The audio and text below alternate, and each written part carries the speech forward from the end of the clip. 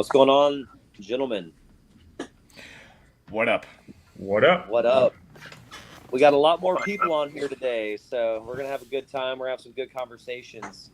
So I'm excited to get to talk to each one of you. We got a few folks hopped on already. So Snurley, which is Chris, and then Evan Percasso.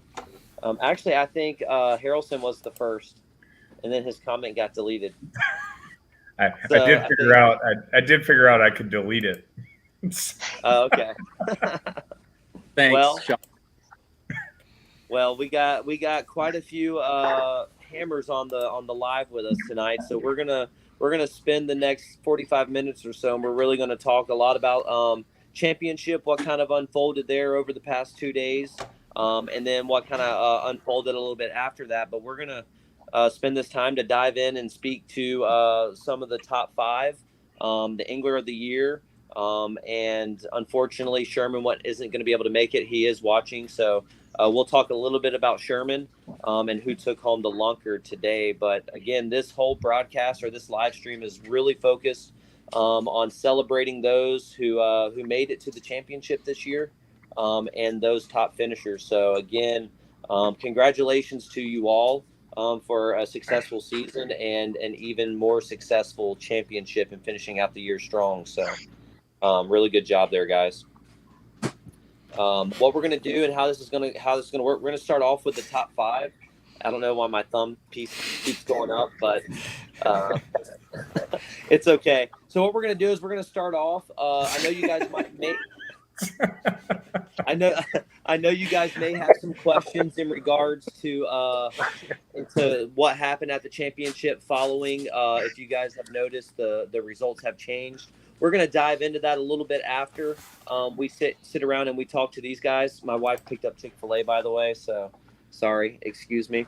But yeah, so we'll dive into that, and then we'll kind of end the show on that note. So without further ado, I'm going to toss it over to Jason here, who moved. No, sorry, the Harrelson here, who moved up from 6th place into 5th place. So Harrelson, you made it into the top 5 for the championship this year. So I'm going to turn it over to you. Kind of tell us how your season went this year and kind of what led up to the championship and kind of what your thoughts are on that and how everything unfolded. So we'll turn it over to you, sir. Yes, sir. So, my season was pretty much hit and miss the entire season. I do, good one tournament and 0 in the next and the next and the next. So, pretty tough season. I managed, do good enough in those that I did catch fish to finish, I think, 6th in AOI. Not really where I wanted to be, but I'm happy with it. Yeah, I'm just gonna say this right here. You're in 6th place in AOI. Yes. Top 10. Correct. 10. Heck of a job. Everyone, give them a round of applause there. I was waiting for a comment there. Who, for me? I know. I thought he was too. That's why I jumped in. I'm like, he did beat the guy above him though, so that's a plus. Sorry, I interrupted you, Harrelson. Oh, you're good. So leading into the championship, pre-fishing did not go good at all. I think I caught maybe a few fish on a full day on one lake, and I don't think I caught anything on any other lake that I was on. But I figured I would follow my head instead of my gut and went out on Kissimmee. Had an extremely rough day. Caught 2 fish. Should have just partied with the mud boaters that were out all day. Probably would have had a better time.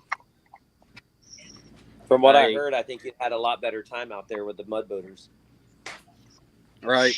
Yeah, I broke one rod on the fish, and then I broke off another fish that ended up stripping a couple guys off the rod. So after that, I was pretty much done, and I packed up, went home early.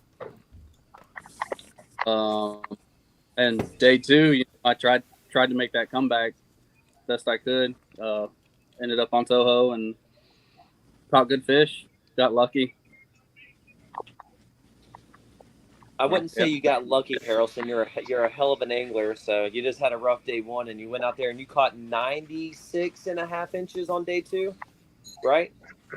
I believe. Yeah, 90. I think 96.5 inches is what you caught on day two. So that's a heck of a day, a heck of a comeback. And for those of you that don't know Harrelson, you have to force him off the water. I don't think I've ever been on the water and he is like, oh, I gotta go. Like, no, he's the first one at the ramp at like 3:30 in the morning, and he's the last one to leave the ramp. Every single time, like we go anywhere just to fun fish. Harrelson's like, oh, we'll get a text. Oh, I'm on the road at like 1 o'clock in the morning. And I'm like, bro, the sun don't come up for another 5 hours. And he's like, well, I got to get ready. Well, if you also know Harrelson, he also has a tackle warehouse on his kayak, so it does make sense. He has about 30 rods, so I do see why you got to prepare and get ready. So it takes you that long to get your boat in the water. Yeah, not anymore. I lost back Saturday. Well, you'll get those back. You got some money in your pocket now, so you can go resupply on some of those baits. All right. Well, good job there, Harrelson. Fantastic day, fantastic turnaround on day two. I really enjoyed seeing your name jump up the leaderboard. You were originally outside of the top six. You fell right behind Jason right there, kind of last minute or late into day two, and you fell right outside that cut line, which I knew had you upset a little bit, but you know. Everything happens for a reason. You found yourself in the top five, so congratulations on that, man. Well deserved. Thank you.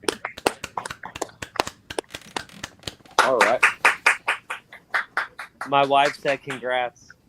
She was super happy for you, Harrelson. All right. So you got anything else you want to add there, Jinja Ninja? No, sir. I think that's about it. Well, man, congratulations again on a strong finish. We look forward to see you. Planning on coming back and fishing next year? No. Absolutely. Hey. He's kind of forced to. He's a part of the tribe. So, all right, man. Well, I appreciate you. I caught all my fish on a hover rig. That is not true. I saw what he was catching them on. Do you want to share what you were catching them on? No, I'm just kidding. Don't do that. Next, though, we have. Okay. You're breaking up. I can't hear you. His phone won't let him. He just quit talking. He acted like he was talking. Right when he told the juice, he lost service. I know. What were you using? He's frozen. I can tell you what it is. It was a soft plastic. It was a soft plastic bait in like a really neat color is what that was. A gambler flap and shadow. Yeah. A good bait there. That thing was solid. I mean, you only had one all day. You had to keep super gluing it, didn't you? Yes. Yes, sir. Yeah, I like. Yeah. Well, good job, man. We're super proud of you, and we look forward to seeing you back out there the next year. And when we go out and we have the weekend Trash Talking Trail Championship this weekend, we'll be back out there. So, the next angler that we're going to have up is going to be Mr. Jason Denise himself. Jason, tell us a little bit about yourself, how your season went, and then overall the championship and kind of how that unfolded, because I also think you have the same or a similar story as Harrelson here, and a similar outcome. So I'll turn it over to you. Yeah, well, this started off as the worst season I've had to date. I think it started with the whole Fellsmere going in the water, skunking, and it didn't get much better from there.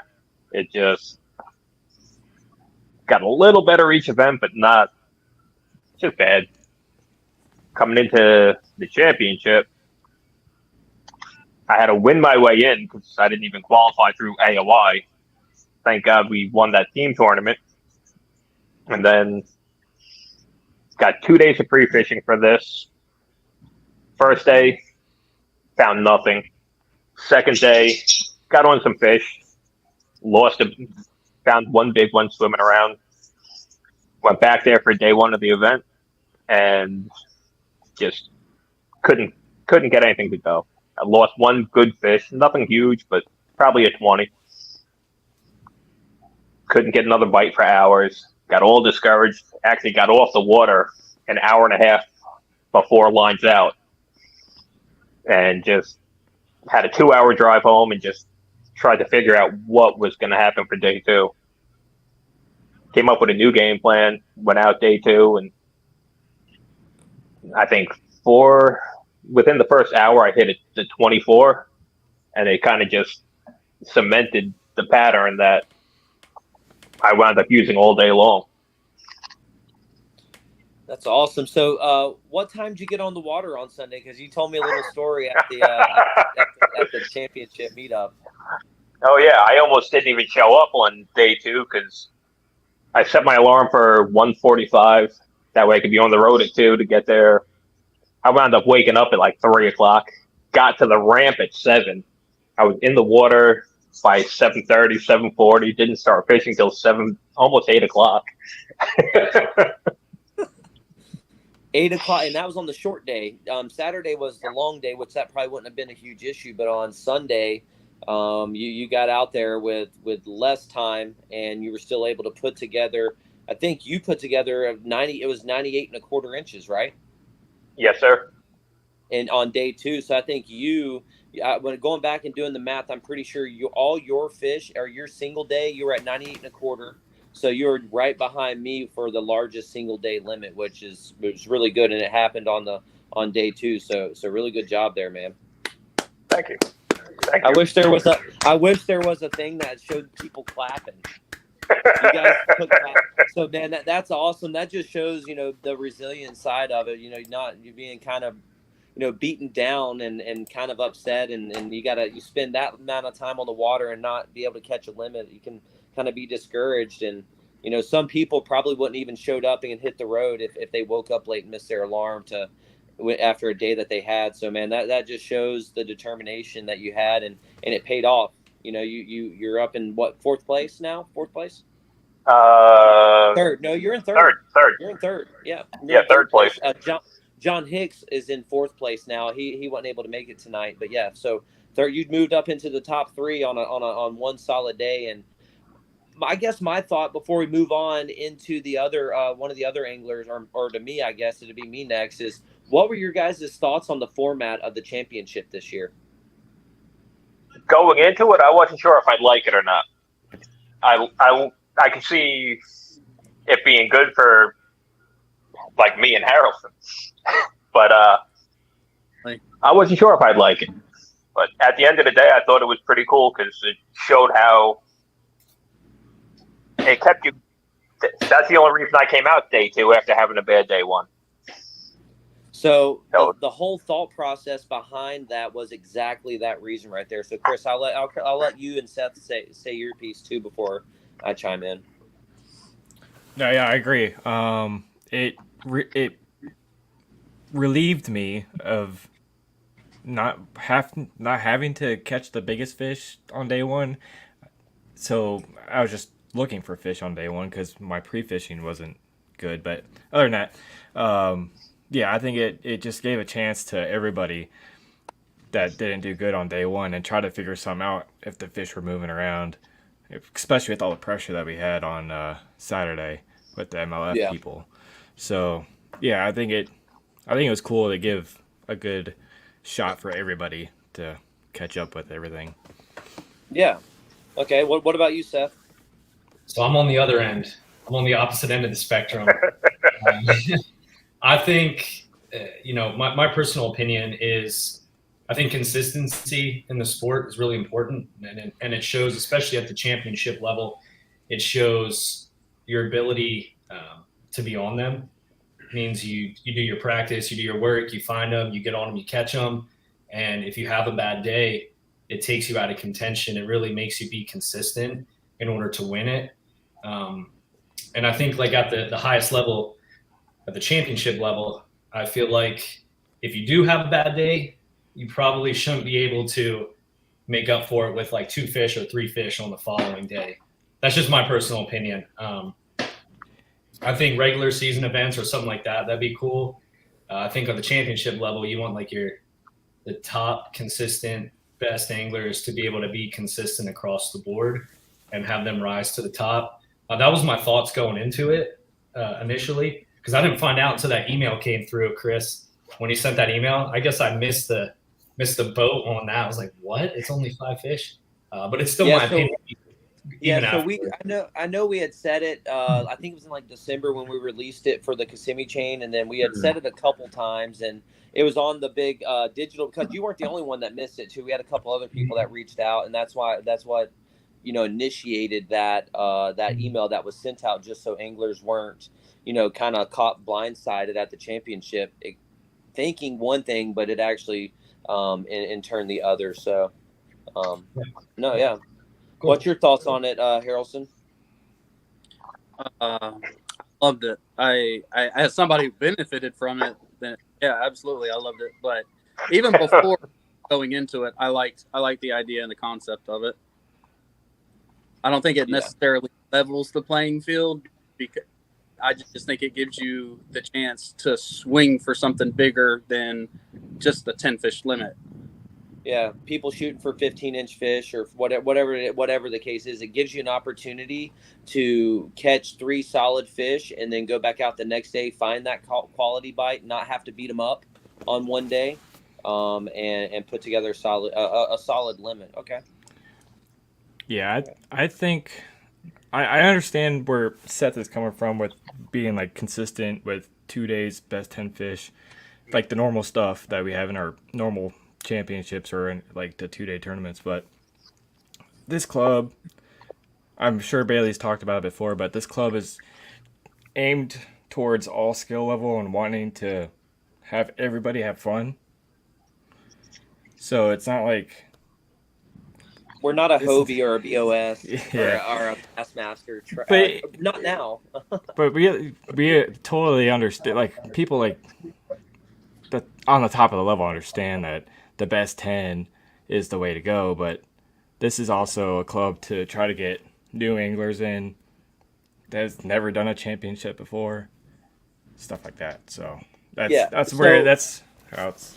Yeah, it's a balance between building confidence and destroying confidence, at the beginner level. I don't know what I was going to say. I mean, I think the approach, like I told Bailey and Daryl and Mitchell, like we were talking, I was just like, it takes some stress off anglers. I was like, my whole approach to it was, I want 3 fish on day one. I'm not fishing for little fish. I just want to catch 3 solid fish, or 2 on day one and 3 on the next day. And then kind of going with Mitchell said, I agree with that. And that's kind of the approach. I mean, because it went well last year too, with the 10 fish. Last year went well. And this year I think it went well also. And everybody's kind of in it, but you can take yourself out of it real quick too. With either approach to it. So. I think the benefit for us in the FKBT is we're not a national trail. We're a very large state trail. I can tell you that, and we have some of the best anglers kayak anglers in the state that participate. And when we looked at it from a standpoint, when we made the decision, we noticed. Even I think there's been anglers in the top 25 that have fished that have either zeroed or have struggled to catch limits, and we wanted our championship to be as competitive as possible. Over 2 days, we had 2 anglers catch over 100 inches, right? On day 2, I caught, a ton of 17, 18-inch fish, and wasn't able to upgrade. That proved to be very challenging, and I love that bite, because I could have went out and posted, 180 inches, or over 200 inches in 2-day span pretty easily this tournament. That's how good the fish were biting where we were at. So, I mean, I could see both of them. I was like, man, 5 fish limit's gonna be awesome. And then afterwards, I'm like, dang, man, I wish it was a 10 fish limit, because I don't think people would have been able to catch me. or Seth or Devin, you know, because I know I was catching a ton of big fish or quality fish, and having to throw them back, not even taking pictures of them because I'm like, oh, they're not going to beat 18. You know what I mean? All right. So to me, I on day 2, I was stressed because I was like, I knew what my goal was. I had to catch at least a 20 or a 21 to really be competitive. And I like that better. I like that. I still felt the same way as if I had to go out there and catch 5 fish for a limit. You know what I mean? To post a number. But I don't know. We're not sure what we're going to do next year.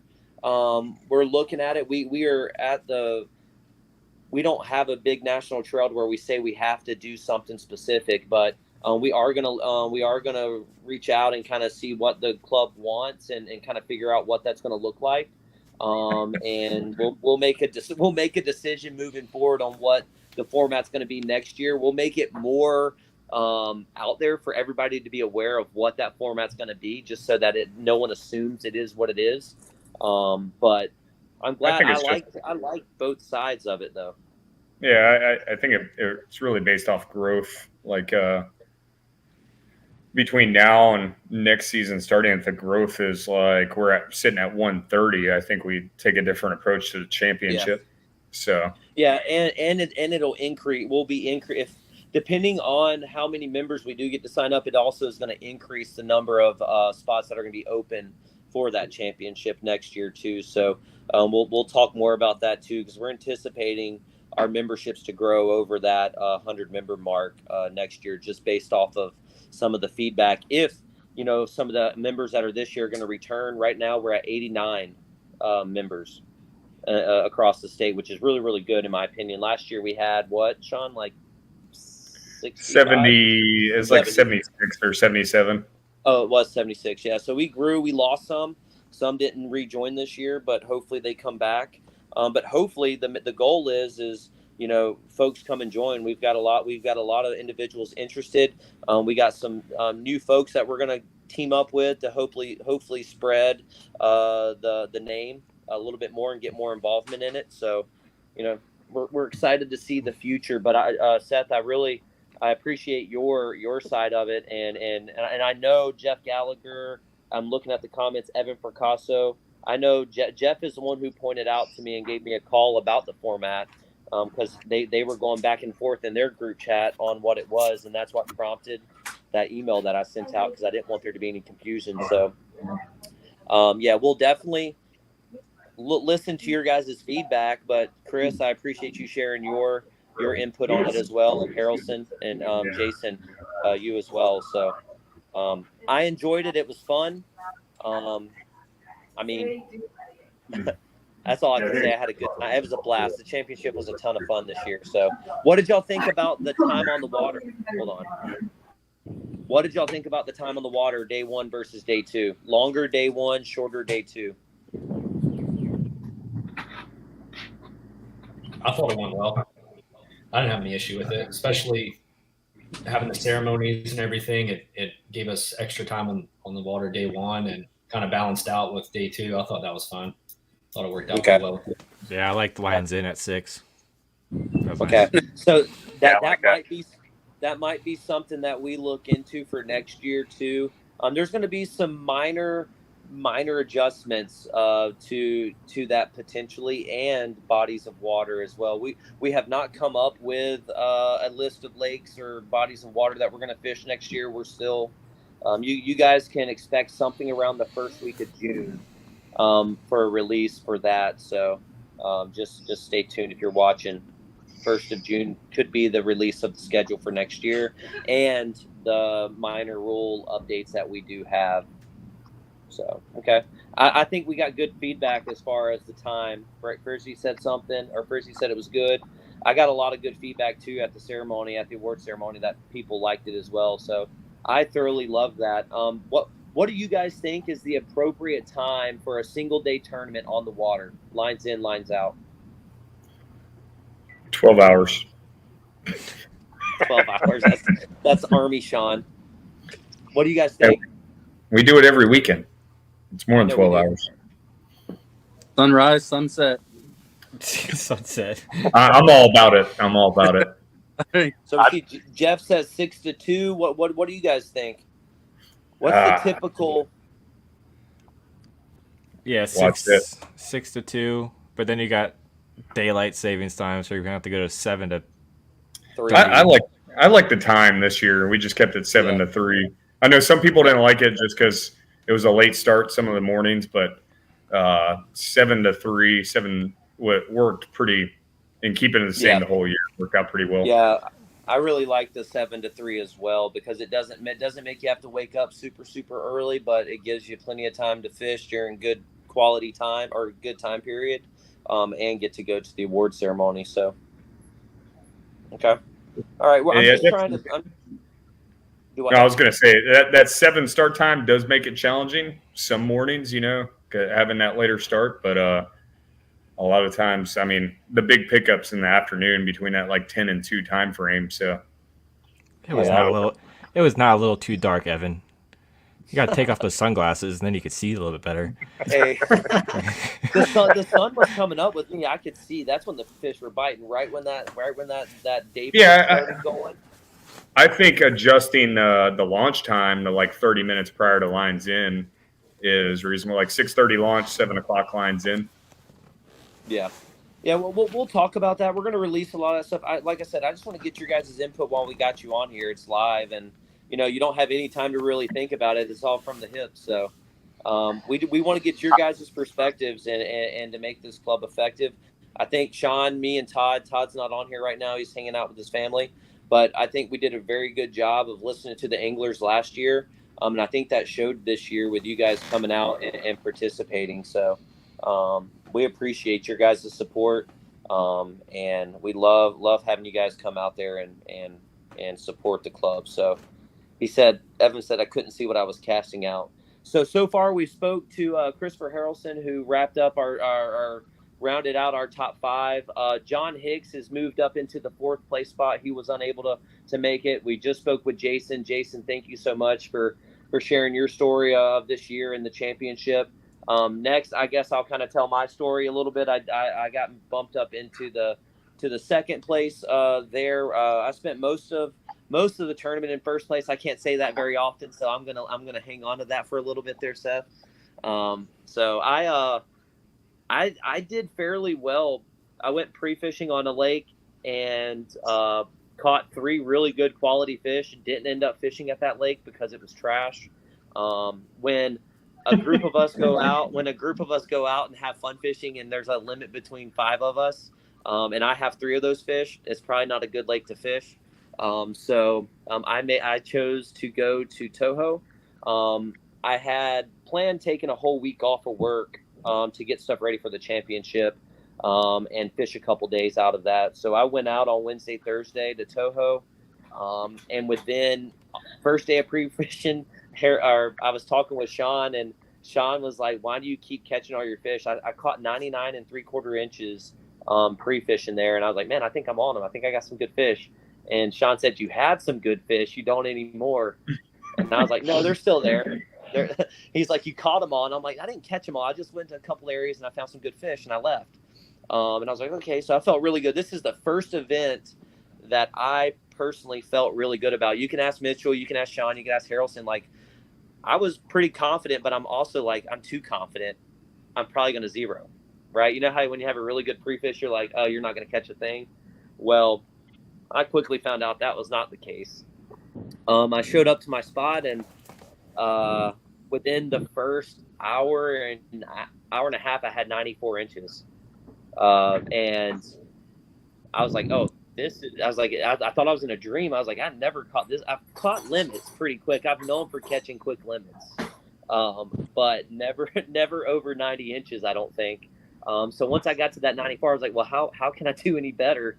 I changed spots because I kept getting followed by this boat all day. And he was out there on day 2 as well.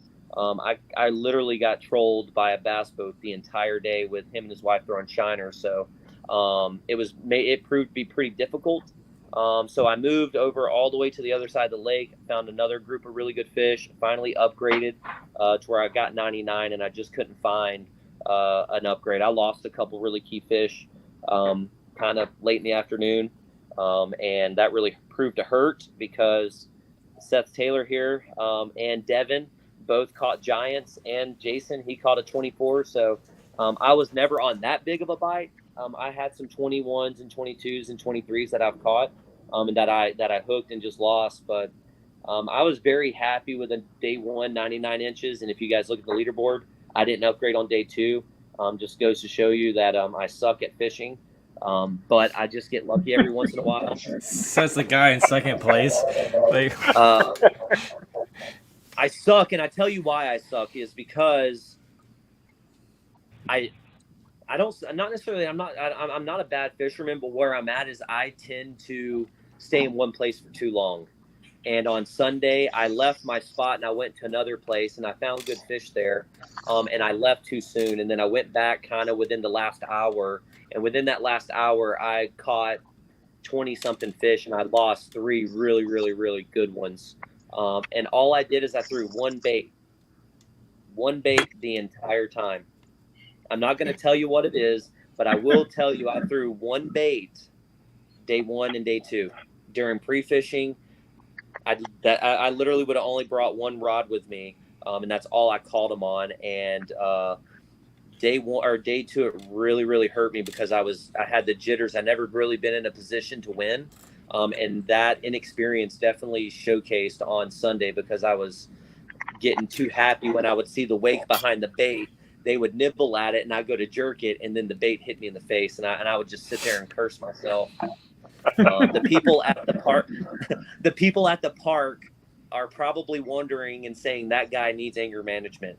But that was me. I'm surprised that my landing net is still in one piece. Yeah, so I had a really good day. I had a lot of fun.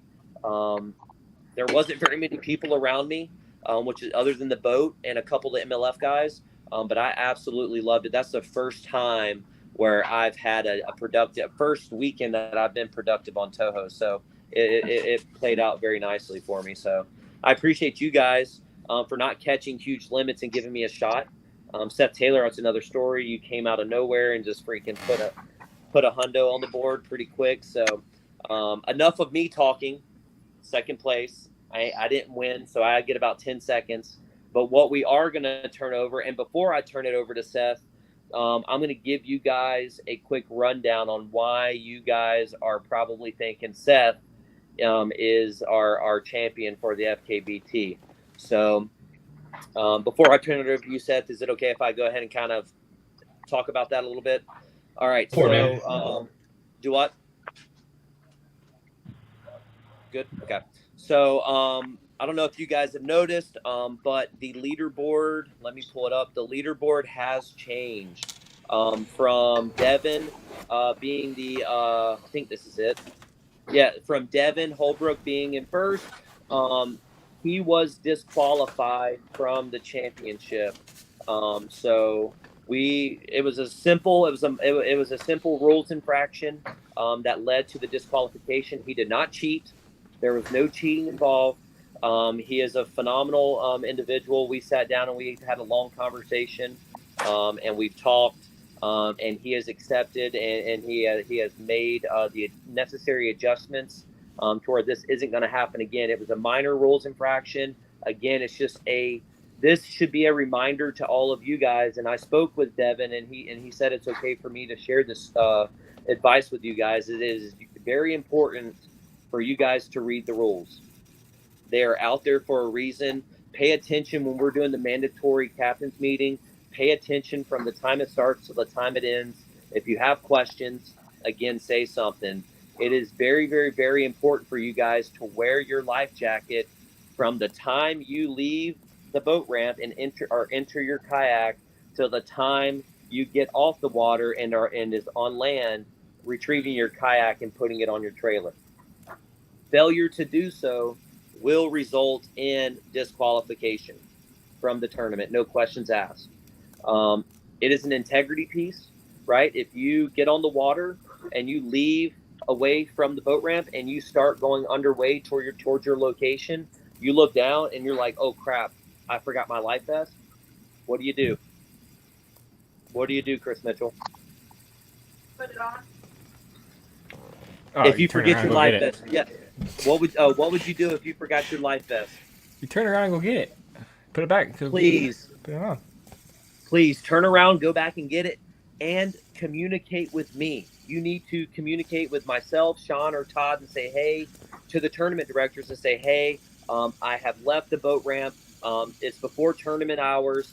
I completely forgot my my life jacket. I have went back to the boat ramp and I have secured my life jacket. Send me a picture of it on, and you'll be good to go. Okay. I might say, hey, there might be a penalty, a time penalty that'll be assessed if it's before lines in. Once lines in has started, and you are not wearing your life jacket at any point other than to temporarily take off a rain jacket, put a rain jacket on, whatever it is, you must always have your life jacket on. Okay, no questions asked. If it's found, if it's found that you were in violation of that rule, you will be disqualified. And we hope that you guys understand that. It is in our rules, section 2, paragraph 1. It's the first sentence in section 2, paragraph 1, and it is mentioned at every mandatory captain's meeting. And I don't think I got to harp on it that much more. Again, Devin, I appreciate you if you're watching. I appreciate you allowing me to share that. Again, he did not cheat. Okay, I do want to put that out there. It was just a simple rookie mistake. He has learned his lesson, and we appreciate you for being a good sport. And I did buy him a Mustang inflatable, so for that reason. So that should be on his way, because he did have a phenomenal day out on the water. We're not going to forget about that. So congratulations on that really good day. Congratulations on your PB. But please, please, please wear your life vest when out on the water. Cool. All right, that's all I got. Now what I want to do is I'm going to bring on our new, not new, but our current Florida Kayak Bass Trail State Champion, Seth. Tell us a little bit about your year, what you got going on, and how your championship went. Yeah, thanks, man. So I'll back it up to can you hear me all right? We got you. So I'll back it up to 2022. I fished the Kayak Anglers of Florida before that dissolved. I think that's what it was. But I also fished a Bassmaster Open on the Harris chain in 2022. I think like top 4 made it to the Bassmaster Classic out of that.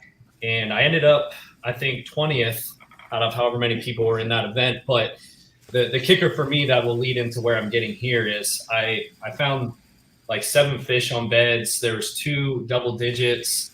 One was the biggest bass I've ever seen. It's probably like 12, 13 pounds in the Harris chain, and I've caught 10 pounders. So I hooked that fish. This is the fish that puts me in the top 3. I could have called like 10 inches from like a 14 incher. It was a giant, and I lost it. I lost that fish, and I couldn't hook her again. She was done after I had her on and up next to the boat. So that destroyed me. Like losing that fish, losing the money, losing the chance to go to the Bassmaster Classic kayak side, and it hurt me. So 2023, I took off. I took the 2023 season off for the most part. Well, I guess it was last season, right? FKBT, whatever year it was, last season of FKBT. We also started a golf cart business, so there was a lot going on, and I was salty with the bass fishing. So that leads into this year, and I hadn't competitive fished all last season. I did okay in the beginning of FKBT, and then I go into the Hobies. We're back at the Harris chain. I ended up 15 at the Hobie BOS, but the problem with that was in the last 2 hours on the final day, I had 2 bass that were the 8 to 10 pound range that I had hooked on a chatterbait. The first one I was going to net. This is within the last few hours. I was going to net it. I'm lifting up with my rod, and you know when you lift the head up on these big bass, they like to kick. So I scooped it, and it kicked right out of my net, got off the chatterbait into the water, and I lost it. And I was just like sick to my stomach, because there's like 7-8 inches to call on the second day. I'm doing really well. An hour later, I hook another big one. I'm going to net it, and I bump it with the net, and I lose that one. And that's like an 8 to 9 pounder. So I lost 2 giants. Both of those would have called me, 16 inches or something crazy, and I would have qualified for the hook. Anyway, so the reason I'm saying that is because I came in clutch this one finally. I finally hooked a big one at the end of a tournament, and I caught it.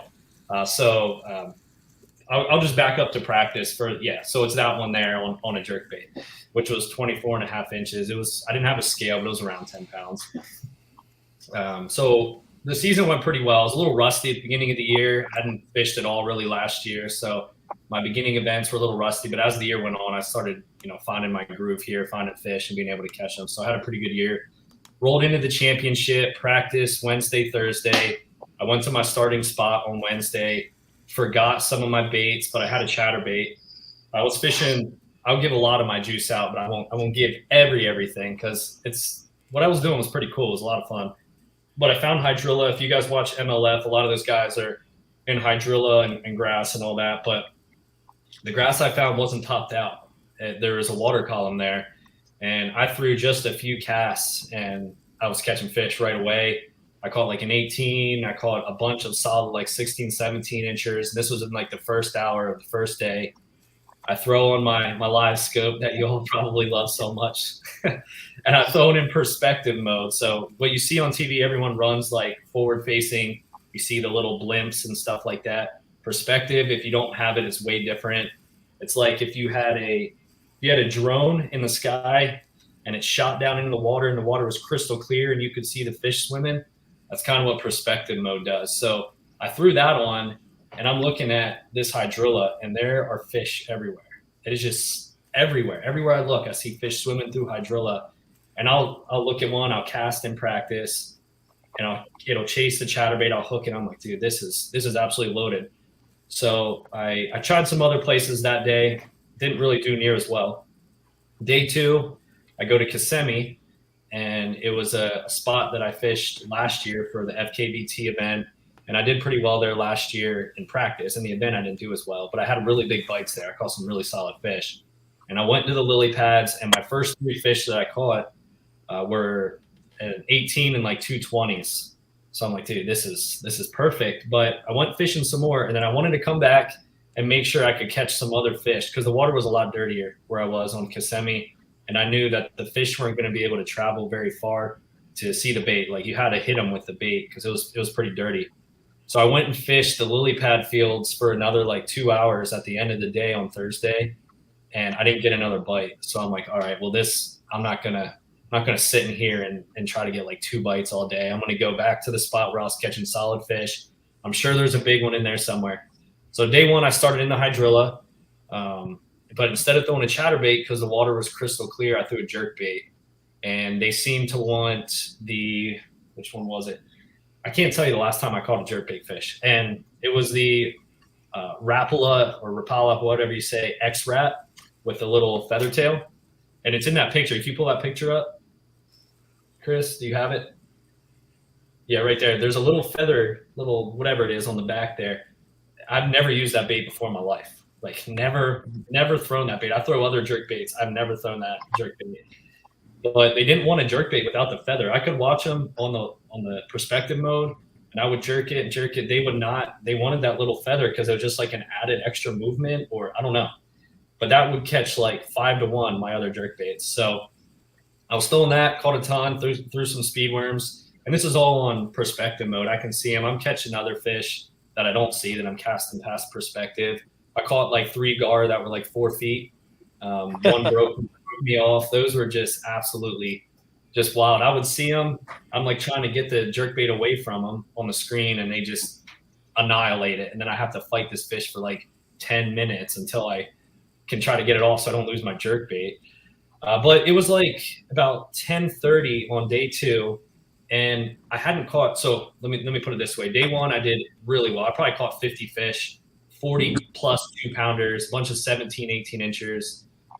So that was day 1. Day 2, I had a decision to make whether to go to Kissimmee to try to get those big bites or just stick it out in this huge, like this hydrilla area. And it wasn't very big, but I was just catching so many fish. I'm like, there's got to be some big ones in there. So day 2, I hammered them again. I'm catching fish. I might have called like one with like a 19.5 or something like that. I'd lost a 20 inch on day 1. But I still needed a big bite. So I'm like, all right, at 11 o'clock, or no, 10:30. At 10:30, I'm going to leave here. I'm going to go to Kissimmee, and I'm going to flip pads for the rest of the day. It would give me like an hour and a half of fish time. Very little, but I just need to get a big bite. Well, I just started fishing, and I missed my cutoff. I missed my 10:30 cutoff, and it was like 11:20 or something by the time, or 11 or something, that when I saw the clock. I'm like, well, I can't go there now. So here's where it gets interesting, is that because of all the rain that we previously had in like northern Florida, some of these, where I was fishing in the hydrilla, there's some like airboat channels that feed out into it. There was current like crazy coming out. And this is an area, it's probably, I don't know, it was a good ways from where I was. I hadn't seen it, I hadn't practiced it or anything, but I knew there was a deep pocket in there.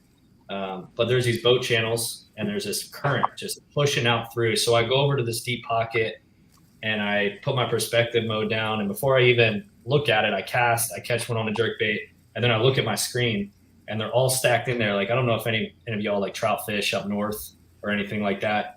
They're just like lined up. Like, they're just lined up, all facing the same direction because of the current so thick or so fast. So I caught a bunch in there in a jerkbait, throw some speed worms, different things like that. I know this is a long-winded story, but I pull the jerkbait up to the boat. I see this big one because the water is crystal clear. I see this giant, absolute giant bass come up, like, and I just stopped my jerkbait, and it's just like nosing it, and then it turns and goes down. I'm like, oh my gosh, like, and I'm like scanning my little perspective mode, like, where'd you go? Where'd you go? I lost them because there's hydrilla that's laid over. And I cast back out, and I'm catching some other ones. And then there's like 4 or 5 bass that are following my jerkbait. They're good ones. They're like 17, 18 inches, but I need like 19 plus to call. Out of nowhere, a big old bass comes up, and it's like twice the size of the other ones. And it follows it right to the boat. And I'm making the smallest little jerks to just before it gets to the boat. And she just engulfs it. And I lost one the day before that was about 20 inches that had one hook. And the bottom lip, I was on the phone with my wife, and I lost that one. But when I was reeling this big one in, this 24 and a half, I couldn't see the jerkbait. It was completely buried. I sent you another picture. Do you have the other picture too? Let me yeah, hold on a second. Yeah. Let me pull it up.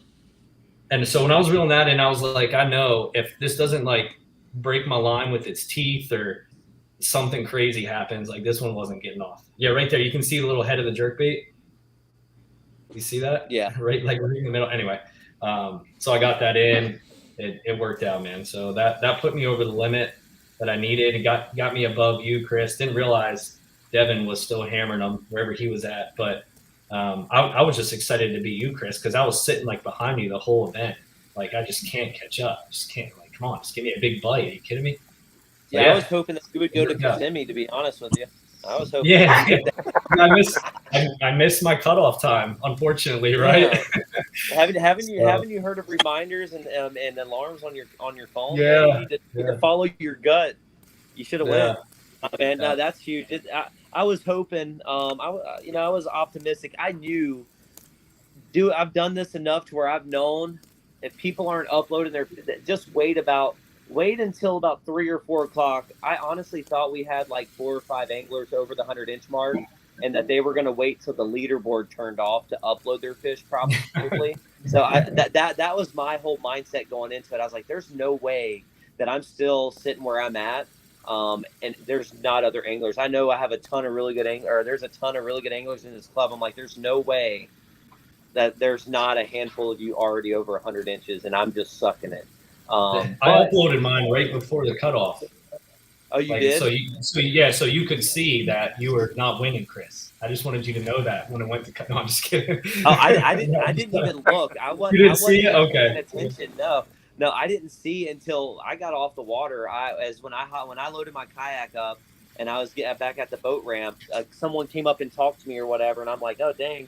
And then someone asked me like, where's it at, or where did you finish? I was like, I don't know. And I went up and I looked at the staff leaderboard, and I'm like, oh dang, 2 people got over 100 inches. I thought I was going to see like 5 or 6 people over 100 inches, but no, it was only 2.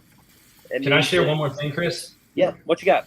And this might be helpful for other people, and maybe everyone knows this, but I didn't know this. So I learned something last year on some of the boat channels, like airboats drive me absolutely crazy. when they come out in those like the flats and you're sitting in a little like channel and they just blow by you. What I noticed last year is that it didn't affect my bite at all. And I actually, and this was before I had like perspective mode, all that, I would actually get more bites as soon as the boat would pass. So I see you nodding your head, Sean. So this year, the airboats were going by me in like this flat area. And I'm in this channel and there was current that was running through. So a lot of these bass I couldn't see on my perspective mode. But when they would go by, they would all like push out of the hydrilla that was laid down. Mm-hmm. So I could see them all come out. And every time they would get pushed out and a boat would go by, I would throw out there and catch fish. As soon as like after about 5-10 minutes, they all would settle. They'd all go back down, like hide underneath the hydrilla. I couldn't really get to them anymore unless you like dropped something in there. They just weren't biting. Airboat would go by, they all would push out and like scatter. And then they eventually feed their way back in. So every time a boat would go by, it pushes, whether it's bait fish, whether it's insects, whatever, they all come out and they feed a little bit and they kind of work their way back down. So that's something cool that I learned in the last year. That was pretty neat. Yeah. So what you're saying is it's a certain. I've been telling these guys about the airboat bites real for a while. Have you? Oh yeah. I've been telling these guys. What was it, Mitchell? Like Mitchell Bailey. What was it, like a year and a half ago when we were fishing that team thing? Yeah. I was telling him, it's a certain time of year. I'm not going to tell all the secrets because I see Frizzy going, shh. But there's some fish that are up there, and whenever the airboats come by, the water stirs them up, and then you can catch them between two types of grass. And you can, like, if you power pole down, I was sitting there watching. Every time an airboat comes by, 3-4 pounder will blow out and just start munching, and just because it stirs up a certain fish. But I was telling these guys about it, a year and a half ago, 2 years ago. I was just sitting there watching during practice for this team event. And then I just replicated during the tournament and did pretty well. But the airboat bite's real. Yeah, I see David said now everyone will be chasing airboats. That's my goal. Get everyone in the airboat area. it does, like Kissimmee, I've never done well on it on Kissimmee. Maybe I have, and because there was a spot me and Daryl were fishing by that I may have gotten on an airboat bite on Kissimmee. But Toho, there's a certain part of Toho that it gets really, really good. I'm not going to share it. But I didn't go down there the whole tournament. But Oat Defoe used it in an MLF event a few years ago. He asked the boat to run through the area he was fishing to spark the bite. Also, trolling motor too. You'll see a bunch of them that'll turn their trolling motor towards the grass line and kind of blow it out, and then they'll spark some bait fish. And then I think Jordan Lee or the guy, what's his name? He did that and caught a 4-pounder this week on it. Oh Lord, I forgot his name. He was in first place for Group A. Crawford. Yeah, I always joke about it, but the airboat bite is a legitimate thing. Oh, it's definitely real. It is. I'm putting a big old fan behind my kayak next year, and just gonna blow it on high.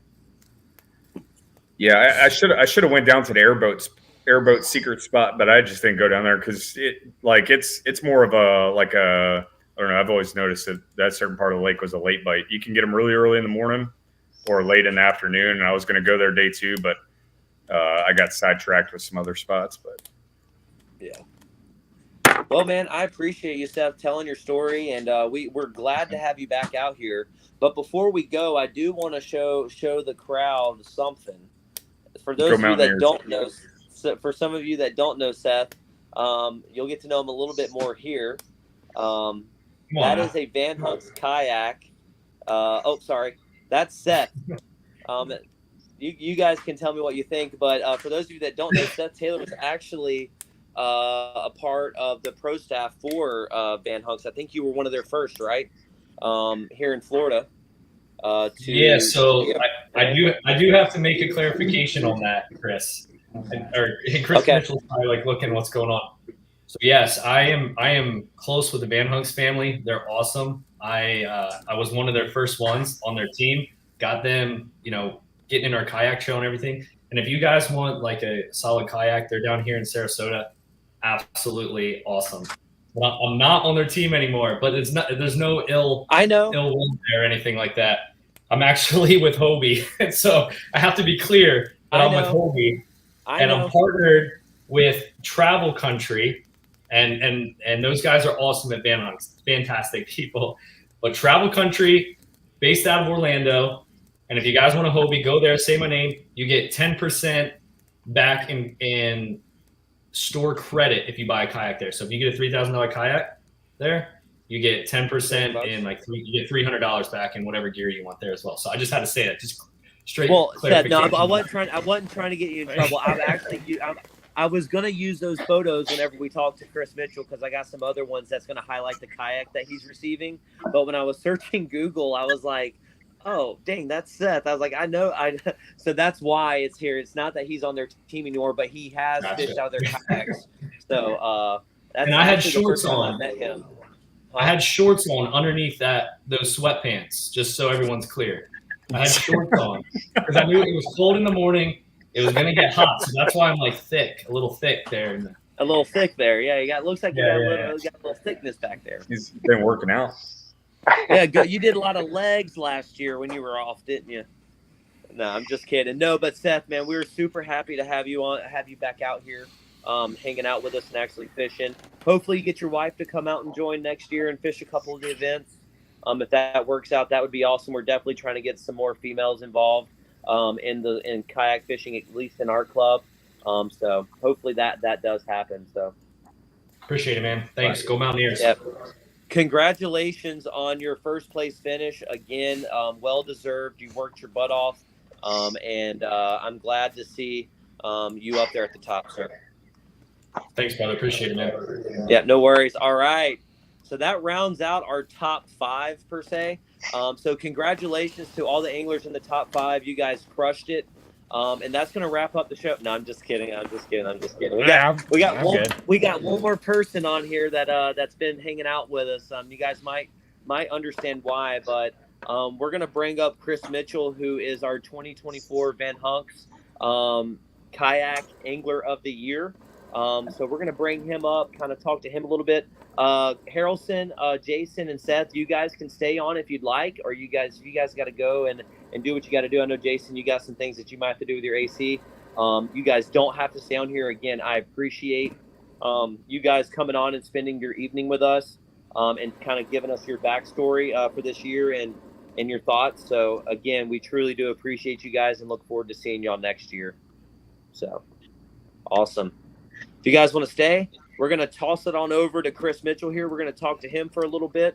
And then we're gonna talk a little bit about next year and what's to come, and then we'll end this thing. All right, cool. Mitchell, Sounds good. What's going on, man? None, just chilling. Just chilling. Yep. How you feel, man? I don't know. It's still, I don't know. I really haven't got to let it sink in too much because everything's been busy. But working so many hours and stuff like that. But I didn't think it was gonna happen. Really, I didn't think I was gonna get the Angler of the Year. Like probably halfway through the season, I was sitting in third for like the longest time, and I was like, I'm not gonna get this. And I didn't want to give up. I didn't give up, but I was just like, I'm just gonna keep doing what I gotta do to fish and try to do well.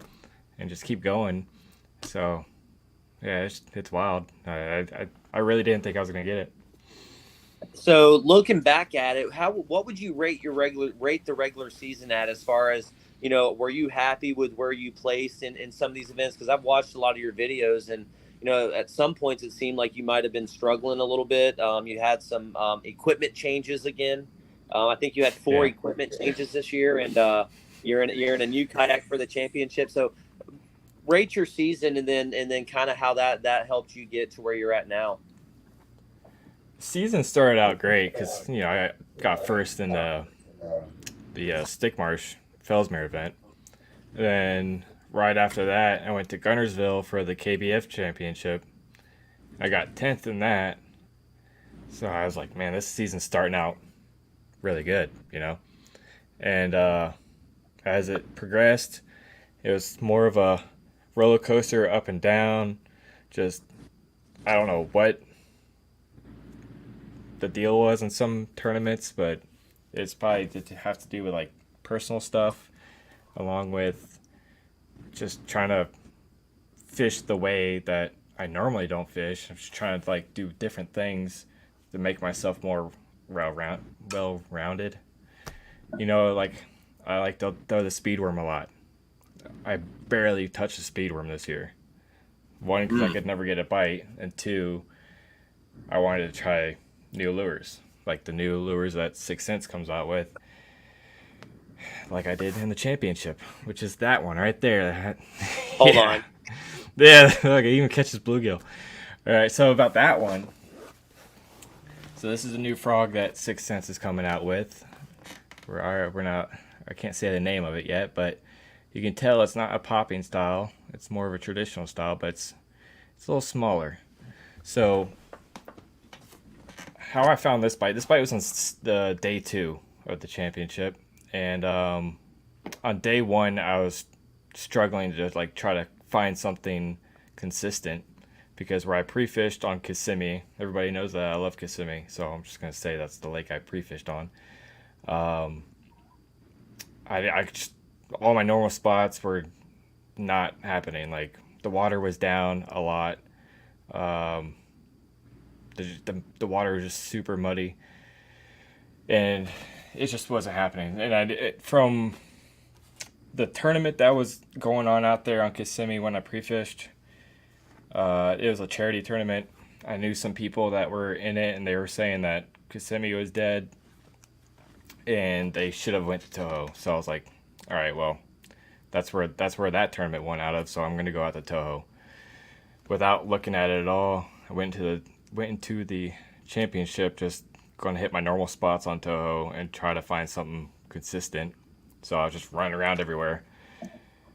Towards the end of the day, I went by an area that I didn't get to fish, but it looked good. And to get there, you'd have to go through a bunch of topped out hydrilla, paddle your way. It was a mess trying to get back there. And of course, you guys see me with Steve, my cameraman. He follows me around everywhere. So he was having a hard time going around with his Old Town because of the grass. So on day 2, we made an agreement that he just stays behind and then he can film the war ceremony. So I have more free time to try to get back into the things that were difficult to get by, because if his battery dies and my battery dies, we're just kind of in a pickle kind of deal. So we just had him stay, and then I went and see if my stuff that I saw was good, and lo and behold, it was good. And we can thank Sherman Bishop for this, and he's probably like, what do you mean? So back in Panisofsky, when we fished Panisofsky, he talked about how he caught all his fish in less than a foot of water with this jackhammer. So this area that I was in, hydrilla, right? Okay, hydrilla, pads, no hydrilla. And where I was behind the pads and no hydrilla. And then the water is about that deep. I couldn't get my motor in there. I had to paddle around everywhere, but the water was so low that I didn't think there would be any fish in there. I was just trying it because, Bishop found them in that kind of water. So, I mean, there's got to be something, right? Just working along. I worked the deeper edge first. I'm not getting any bites. I just meant to make a circle around. I made a cast towards basically the bank where the reeds are. The first cast I made towards that super shallow water, I think it was a 17 that ate that frog. And I was like, well, there might be something in here that's this shallow. I'm working the rest of the edge. I'm catching some more smaller fish. Nothing crazy, but I was having a good time catching a good frog bite. I get to this. Thanks. I get to this Kissimmee grass patch that's in the middle of where the pads are and then where the reeds are. So you got Kissimmee grass here. And I see some ripples going off, like something's chasing something. So I fired my frog into that. the first bite I get out of it, I see this shark of a bass just come up and try to nail it, but he misses it. He like blows it out of the water. Cast back over there again. I'm working it. Instead of hitting it super hard, he sucks it down pretty hard. But he sucks it down. I put it into him. I'm fighting him for like probably 4 or 5 seconds. This comes out. This comes out of its mouth. So I never even had a hook in its mouth. I pulled this out of the fish's mouth. So This if you is want to the know what first they were time. eating, there you go. Yeah. There was a little bluegill, little brim spawn going on in that Kissimmee grass. So I pulled that out. And I'm like, I missed an opportunity for a decent sized bass because I saw his back come out of the water the first time. I'm like, man, I didn't hook that. I'm like, there's no way. I don't think he left because you could see the wake after I pulled that fish out of after I pulled that fish out of that fish's mouth. I saw the wake move, but he just kind of stopped. So I'm like, maybe he's still there. I'll just fire it back over there again. Work it back. He sucks it down again, but not as hard. It's more soft. He sucks it down, and then this is the fish right here. Nope, not that one. It's this one. Sorry. That one right there. Yeah. So like you can see, I barely had him in the top of the mouth. The second time he hit it, that's, you know how deep that frog has to be to pull out a brim. You know, yeah, he is hungry. That's insane. He was mad. Yeah, he was definitely hungry and mad. He is hungry and mad that I took his lunch away from him. So it's just that second day was just crazy. Full fish, just like that. One after another with that frog. I just had a really good day. I didn't care what place I was in. I was just having a lot of fun. You're catching fish, man, and that's the best part. Yeah. That's awesome. That's really good, man. yeah. What was your total on day 2? I have no idea. Like 92, 93 inches? Yeah, 92. So. I think I had one fish from day 1, and the rest came from day 2. Heck of a job, man. Yeah. So I'm sorry I cut you off earlier. What were you going to say? You mentioned about gear changes throughout the season. Yeah. Yeah. I'm just trying to like find the platform that I really want to be in. Like a lot of you guys seen that I was in that Bonafide on the championship. That thing is wild. Like it was good. I tried to net another fish at the end of the tournament. There's a video going to be up going. Why didn't you send? You should have sent me the clip of that. I can send it to you right now. Send it to me and I'll pull it up so when you can tell your story. I was probably going to make my screen go black here for a minute. Just let me know if it causes any issues, Sean. All right. I completely ditched my net after the Hobie event. Like I haven't used the net all year and I haven't lost a fish landing it since I got rid of my net. So I lost 3 of mine trying to net on day 2, and I think that people over at the park, they definitely think I need anger management, but they also wanted to probably make sure I was okay after they heard some of the loud banging and cursing that was going on in the proximity of me. So I'll go get that photo, Mitchell. Here, you can talk a little bit. I'm gonna pull that up, okay? All right. So people talk about how stable this kayak is, and I can well assure that the PWR 129 Bonafide is stable as it could be. I don't think I would have made it out. Like I don't think I would have been as dry as I was after this with any other kayak. I don't want to say like any names, but this kayak, it locked in. You got it up now? No, it's not going to allow me to do it. Just send me the photo. It says I have to do it in an MP4 file. But anyways, I went to go net a fish. Drop it in the group chat, and I can play it. I got you. I went to go net a fish, and it was on the frog. It's the very last part of the day, and it looked like it might have been a 20. It was definitely bigger than the rest of the fish I was catching, and this thing came out of the water like super aggressive. Had it had the frog, and I'm fighting it in. I could see the frog on the very tip of its mouth. I'm thinking to myself, it's gonna come off. It's gonna come off. So as soon as I go to net it, I'm holding this rod up. As soon as I go to net it, she pops off, and I try to dive in to try to catch her before she gets away. And half my body went into the water, and my other half of the body is on the kayak with legs up in the air, and my whole face is in the water.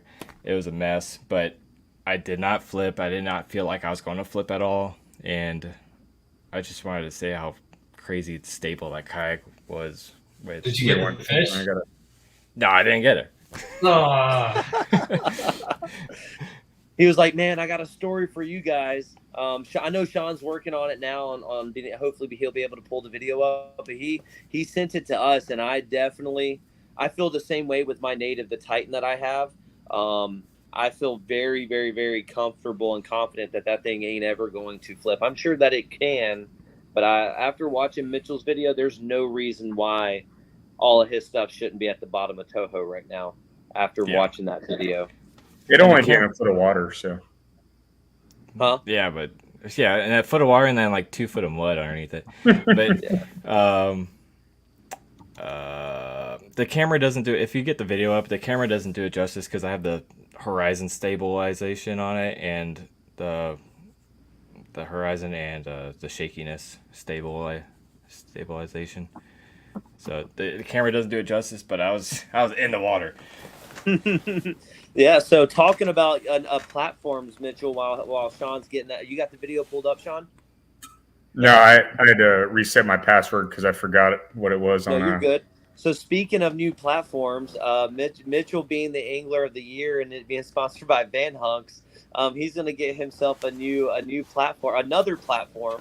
Not sure what he's going to do with this platform or what that's going to look like. So be on the lookout for Chris Mitchell. I'm sure he'll have a YouTube video or a post up on his social media about what the plans are going to be for the elite angler that they have.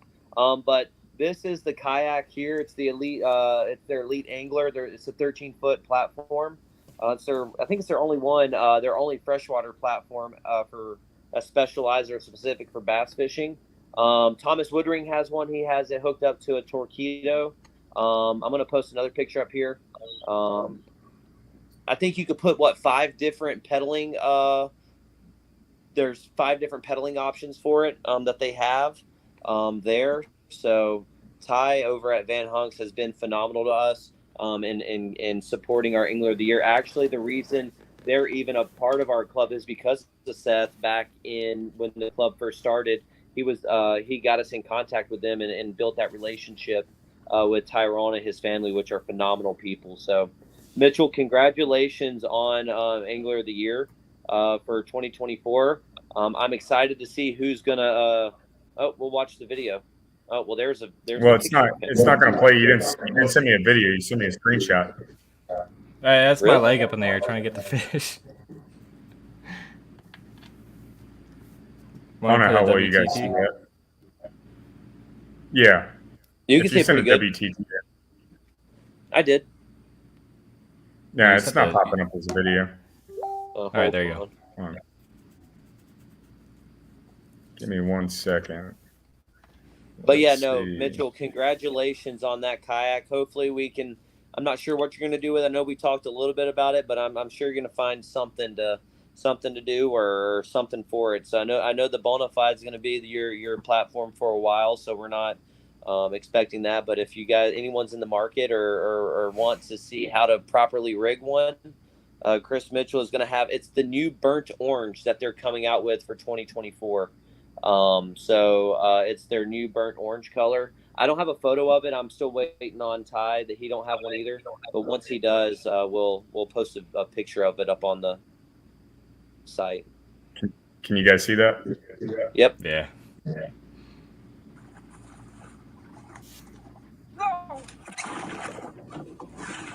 Dude, Chris, that is exactly what happened to me multiple times with big fish. That exact, so bad, man. I feel his pain. It happened to me on Sunday too, so I'm no longer bringing a net in my boat. Yeah, that was going in, but that's impressive. You didn't go in. No. Hey, but good thing you were wearing your life vest. Because if you I did, did go in, that thing would have went.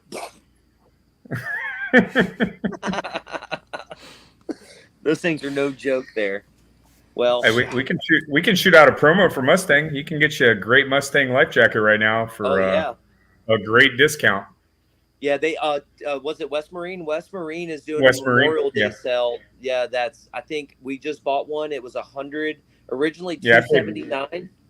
Yeah, I paid 160. What was it? 167 yesterday. 167. Yeah. Yeah. So $100 And off. A little over $100 off. Those are the ones that you see Chris Mitchell, myself. I think Amy Brown has a Mustang as well. They're very comfortable in the summer heat. You can't beat those Mustangs, or you can't beat any inflatable at this point.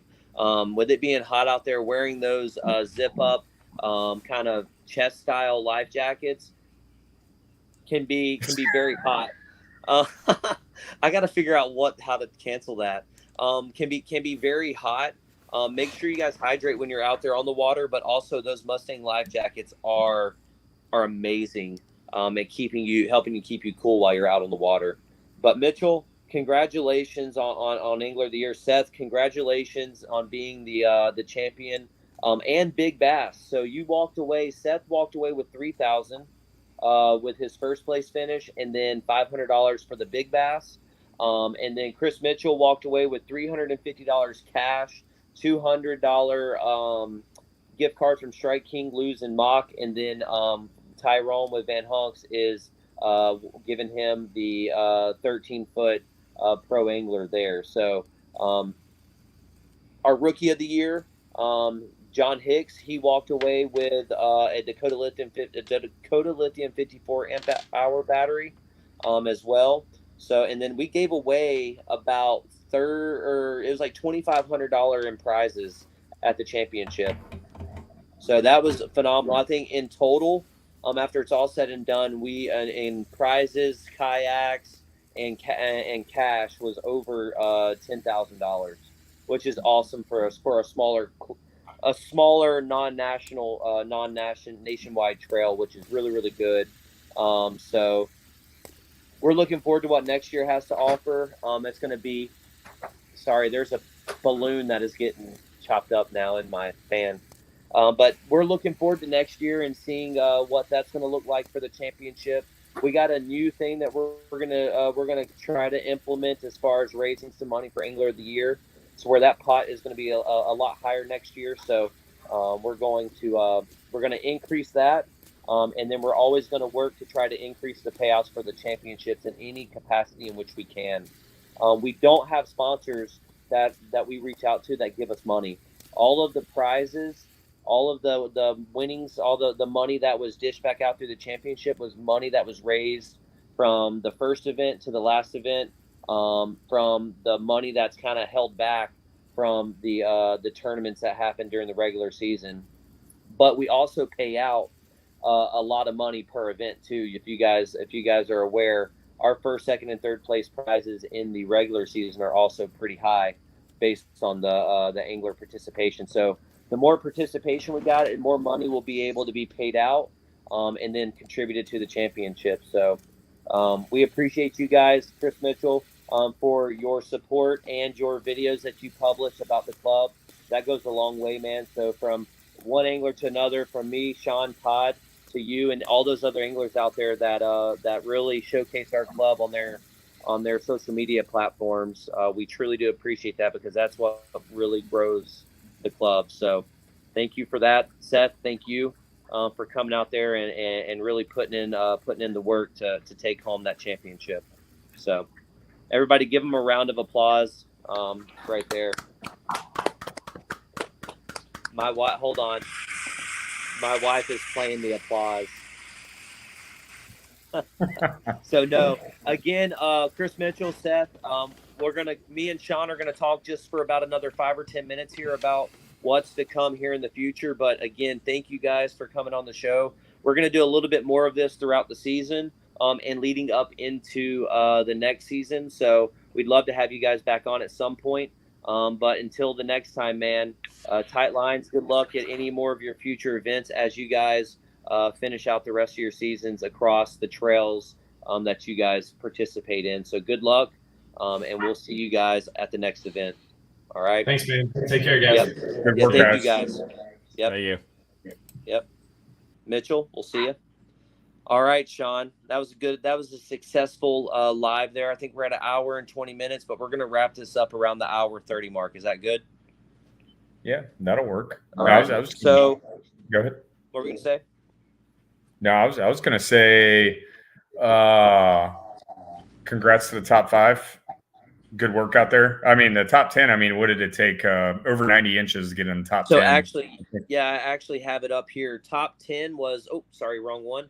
Top 10 was 90 and a quarter.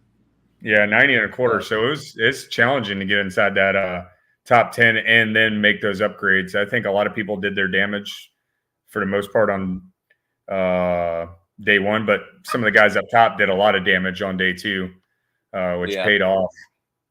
But no, I was going to say we're talking about the weekend trash talking trail. Like I'm sure a lot of you guys do spend a lot of time on the water, but the Mitchell, Daryl, myself, Bailey, we fish together fairly often, and it's been great working with those guys because we're constantly learning from each other, and we're like Daryl beats us to the boat ramp. I don't think I've ever beat Daryl to the boat ramp, even though I try. Oh yeah, I've beat Daryl to his home lakes boat ramp on Instapoga. He was underestimating his time, but yeah, those 3 guys, Bailey, Mitchell, Harrelson, which I fish with often, they definitely put in the work on the regular, and we're constantly bouncing ideas, trying new techniques. I know Mitchell brought up like trying new techniques. I mean, and I'm the same way. I'm drawing techniques from them guys. So it's been a great year. We've actually, I think we wore our luck out on throwing a wacky rig because we've like between the 4 of us, like I think we've wore out the Senko by like thousands of fish probably in the past 12 months on a wacky rig. But you gotta turn it up. You gotta turn the reel upside down. Yeah, and Bailey has shown me flipping the reel upside down on a spinning rod does catch big fish. But what else was I going to say? Thank you, Molly. If it wasn't for Molly, I wouldn't have been able to fish the championship. So I'll tell her thank you again. It was great. Thank you, Molly. Hold on, Sean. Here he is. I was saying I would like to thank Molly again for if I wouldn't be able to fish championship because my wife was out of town. So I appreciate it. Hopefully my kids weren't too much of hellions. Even though one tried to get away, she saved him from being a runner. But yeah, Todd and Bailey, they definitely put in a lot of work. I'm just a mediator. But no, what else was I gonna say? No, but congratulate Bailey. In case you didn't know, he's almost a senior non-commissioned officer, which is kind of difficult. It's a big accomplishment. The Army's a little bit easier because we have a little more people. The Air Force is a difficult place to get promoted from the people I've met. So congratulate him. It's a tough accomplishment in all branches of service. But I was super excited about that. I found out on Wednesday. I got the notification, so I'm super happy. I get to join the elite. Sean P. Get to join the top 3, which is a very huge accomplishment in any military career to reach that milestone. So I'm very blessed. Yeah, and generally, like across the board, like most jobs and like a successful career is E6, E7. And making E7's a huge bonus. And of course, we know Bailey's a hard worker and he's going to continue to progress forward. So congratulations again. I think that covers everything. Thanks for WTT, boys. It's been great. We got till late July. And next year, I told them we're going to put more northern events first to draw the Slayers into the club. Get those northern boys out there with FKBT. And so it's not as long of a drive for me from North Carolina. Yeah. So I can fish some events next year. Because, I mean, either way. Sean, you head up there around July 20th, right? You're going to be leaving Florida to head up to North Carolina around July 20th. Yeah, So like 24th, 25th time frame. But I'll be back. I'll be back when I get a chance. My life's going to be miserable for about 2.5 years. I'm going to spend a lot of time at work. So I'm not going to be able to make a lot of trips. But in 2.5 years, I'll be officially retired. So, and move down back to Central Florida. So yeah. don't fret. Don't fret. The FKBT still is going to be here. I'll be leaving in sometime around January, but we're still going to be running this thing, making sure that it gets run smoothly and operates to the caliber in which our standards are at. So we're going to make sure that this club stays around for the long haul to the best of our ability. We got Todd on here now. Thanks, Todd. Thanks for letting us down and not being here today. That's a I'm just kidding. I'm just kidding. No, but man, I really do appreciate you. I appreciate everybody, all the members here. Again, I do want to mention one other angler that we weren't able to mention tonight, who wasn't able to make it on the live. So I am going to pull him up here. If you guys don't know who this gentleman is, it's Sherman Bishop. He holds a special place in the FKBT. He is our inaugural champion last year. He took home $1,600 at the championship award ceremony for catching the largest bass this year, which was at Orange Lake, and I believe it was a 25.25-inch bass. Yep. That fish right there, he netted over $2,000 because he won the Orange Lake event, first place and big bass for that event, which cleared over $800, I'm sure. He won the monthly for that event because it was the Lunker March Madness. It was that one big fish, so he won that, and he just took home $1,600 at the championship. So Sherman, if you're still watching this, man, congratulations. Super happy for you. And we look forward to seeing you back on the water next year catching big fish.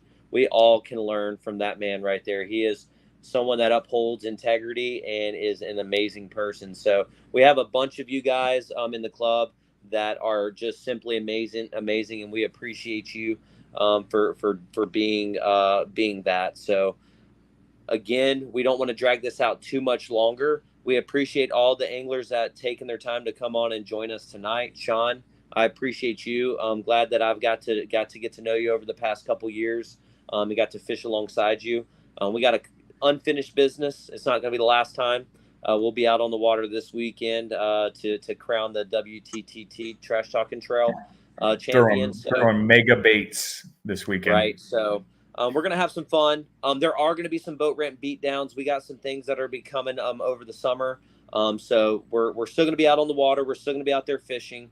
Be on the lookout for some updates for the bodies of water that we're going to be doing for next year. When the season's going to start, be mindful and be on the lookout for some of the minor updates to some of the rules and things that we're going to be changing for next year. Minor, very, very minor stuff there. But also the biggest thing that we can ask for you is to spread the word. Get your friends, get your buddies involved, get them signed up, get them out on the water so that we can continue to grow the trail. The more people we have that have joined, registration for the 2024-2025 season is going to open in June. We're going to take a little bit of time to rest and relax. Sometime in June, early July, we're going to open up the registration process. The sooner you get registered, the sooner we're able to collect all that data and push it out to our sponsors whenever we go to ICAST to kind of really try to fight for sponsorships. We already have some amazing sponsors. Hopefully they choose to continue to stay with the club. But we're also going to be seeking out some new sponsorships for next year to continue to grow the club and to give you guys some more opportunities and more outreach. So continue to share our stories, get our name out there as best as we can so that we can continue to grow the club. And we can't do that effectively without you guys. So we appreciate that. But that's all I have. Again, I would love we would be crazy not to go ahead and kind of talk about sponsors and thank them for all the help that they have given us over this past year. So I'm going to go through the list right now. Strike King has been phenomenal. They have worked with us and worked with Todd hand in hand, providing us with baits and gift cards throughout the year. So with Strike King over there, we appreciate you guys. We're looking forward to ICAST and getting to hang out with that crew again. and talking about the future of the FKBT. So Strike King, Lose, and Mock, fantastic companies. Go out there and support them if you can. Vanhunks, Ty, we appreciate everything that you guys have done for the club over the past 2 years, donating those kayaks to our Anglers of the Year. If you guys are in the market for anything water sports related, inflatables, kayaks, whatever the case may be, go hit up Vanhunks down in Sarasota, Florida. They got everything and more that you need. Dakota Lithium, they have hooked us up in the past 2 years with batteries and have really stepped up. So again, Dakota Lithium, thank you so much for that. 13 Fishing, which is now falls underneath the Rapala brand. Again, you guys, I don't have to speak for that. You guys understand the support and the discounts that they hooked us up with is first class. I mean, I don't think that we have that with any other company at this point. So being connected with 13 Fishing and Rapala and that brand has been truly a blessing to the club and to the anglers for the discounts that they provide us, specifically to you guys. Torpedo, again, I wouldn't have been where I'm at on that leaderboard at the championship unless I had my Torpedo. I can tell you that right now. Torpedo, your NK, whatever it is, that style stern mount motor was flat out crucial for me on Toho. Torn Outdoors, John over there, phenomenal. Soft plastics, some of the best soft plastics that we use, throwing on chatterbaits, shaky heads. I mean, the underspin, I mean, you can not even just throwing it weightless. I mean, they're phenomenal soft plastics. So if you guys are in the market, reach out to them, the Striker and the, what's the other one that you use? The Striker and the Thresher. Thresher, yeah. Thresher. So Yak Attack, hands down, you guys, all those new products that they're coming out with, they're very innovative. I can tell you that. So keep going out there and supporting those guys. Rogue, Ego Fishing, Cross Kick, Spearpoint has been our big bass sponsor all year. Thank you guys over at Spearpoint Hooks, Mondo Fishing, and last but not least, Todd. Todd has put in so much work when it comes to apparel, when it comes to the checks, when it comes to just anything, that he has been a huge help for me and Sean. And without him, truly, we would not be anywhere in this club, honestly. From his fatherhood, because he really has acted like a father to me and to Sean and to Chris, to anyone really. I mean, for sure for me, has been that person that really helps keep us level-headed and make the right choices for the club. He has a wealth of knowledge, has a huge background in tournament fishing and networking. Todd's the man. He's not the myth, but he is the legend. Yeah, I was gonna say like Toad Thumper lures. They're frogs. I don't know if you guys been paying attention to social media, but that frog, and I know Daryl's pulled me into it. Has been catching a lot of big fish and doing really well in tournaments. So get out there and support them. And like Wicked Weights, I had a Wicked Weights 2-ounce weight that I locked in my hand all day long with a hack tack flipping hook and a Strike King punch bug. And I caught a ton of fish, let alone on Sunday, probably 25, 30 fish flipping isolated hydrola mats. And it's never let me down. I've been running the same Wicked Weights 2-ounce weight for like 6 months straight and haven't changed it out. It looks rough and it's caught a lot of fish, but it hasn't let me down. Hasn't cut me off anything. So get out and support those products. Like he said, Strike King. And my favorite combo earlier this season was a Thunder Cricket and a Torrent Baits 4-inch striker. So get out and support those companies so we can help keep those companies around, attached to the club, use their products, try their products, get the word out there, promote them on social media. All these great sponsors we have, they've done great work for the club. If you look at like all the cups from Twist Lock. Oh, yes. Yeah, it's a huge support of the club, and definitely thank him because he's been a huge proponent and supporter of FKBT. So yeah, Jason over at Twist Lock has provided us with a ton of product I'm gonna go ahead and post some of these up here because I'm glad that you mentioned that, Sean, because I definitely overlooked Jason with Twist Lock, which he was our one of our main sponsors for the championship. So I completely apologize by that. But I'm gonna pull up some of the product that they gave us at the championship, which was amazing. So he get first through third got some of that sick apparel there, that hat, and then down here first place. Where are we at here? First place went home with a set of their twist lock tumblers.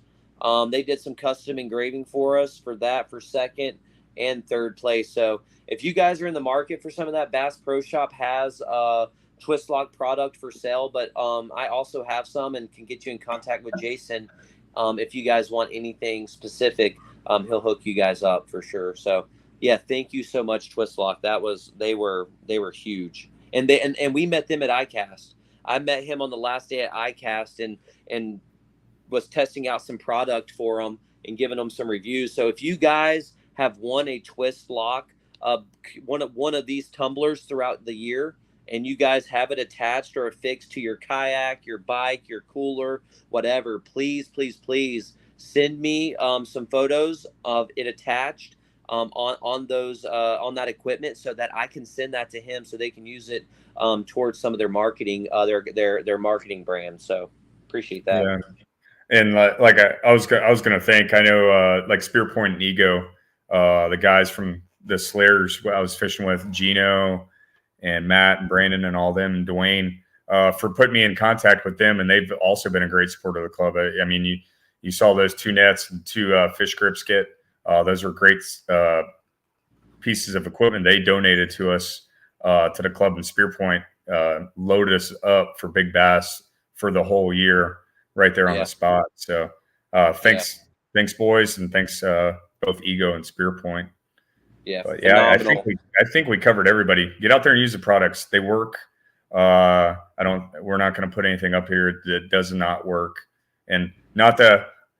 I want to hit up Todd again, because Todd not only does stuff for the club, he's also doing his own business stuff, and he's went out of his way. Like I sat on the phone last week with him for back and forth for 2-3 hours doing t-shirts and stuff for Florida International University, where I work, for the ROTC program, and going out of the way and assisting with that. He does a lot of stuff, not only for the club, but he goes out of the way to help myself, Bailey, and promoting his product for him, trying to give back to him. So get out there. Like if you have a business need, Todd can probably help you with it, whether it's business cards, t-shirts, hats. Definitely get out there and support his brand also, because he's been a great supporter of the club. And definitely, like, he's really the mediator between me and Bailey. That's Dad. We're tossing ideas back and forth, and we'll start arguing about them, and Todd will balance us out sometimes. Yeah, and get us back on track. We forgot about one, Catch.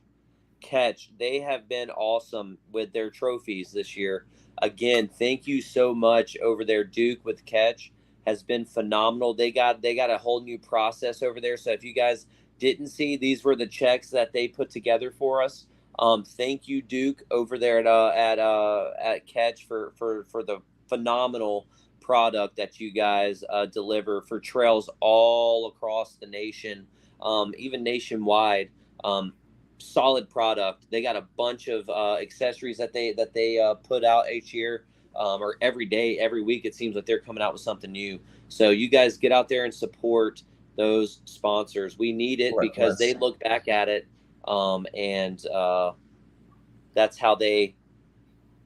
Last question. Have you seen Daniel Higgins' name on a leaderboard lately? I don't know. No. Was he in the top 10 this past weekend? I'm just curious. I don't know. Hey, Who's Daniel Higgins? Who's Daniel Higgins? Who is Daniel Higgins? And why is he coming on at 1 hour and 40 minutes in? He's late. So we're going to get off of here. We're going to stop rambling. Again, we appreciate you guys. Each and every one of you guys. Curtis, I appreciate you for stopping by. Again, thank you for that. Daniel, again, you're my boy. I appreciate you stopping by. I know you don't mean that. I'll share here that leaderboard just to show you, that I sometimes can catch fish. I think that's my name up there on number 2nd place there. Where's Daniel Higgins at? He didn't make it. Oh, okay. So, All right, Yeah, just checking. Yeah. What up, Yak? But I think I forgot to mention Yak too. But Yeah. Yak's thrown in with the crew, the Slayer crew. yeah. But guys, we're done. It's an hour and 40 minutes, John. I'm gonna cut us off. You go with that? Good with that. All right, so you can look forward to us. I'm not sure if we're going to be live next Thursday. There's some things that that we need to do and discuss before. So we're gonna I'm gonna make a schedule here next week on our Thursday night lives and who we're going to be bringing on throughout those lives. We're going to get a chance for anglers to come on. We're gonna get angler perspectives. We're going to do some just bringing each angler on and giving them an opportunity to be on the live streams, to help with their social media, to help with their sponsorships. If you guys wanna come on and hang out with us, shoot me a message. We'll get you on here. We'll talk fishing, and we'll have a good time. That's first and foremost. We want to highlight you guys. And if you guys have any sponsors or people that want to come on board with the club, reach out to me during this off season. We can talk with those individuals and try to get them squared away and see what we can do to help support the club. So again, we appreciate each and every one of you guys. We hope to see you back out on the water at some point this summer. So again, God bless, and we will see you guys at a later date. Good night. Night, guys.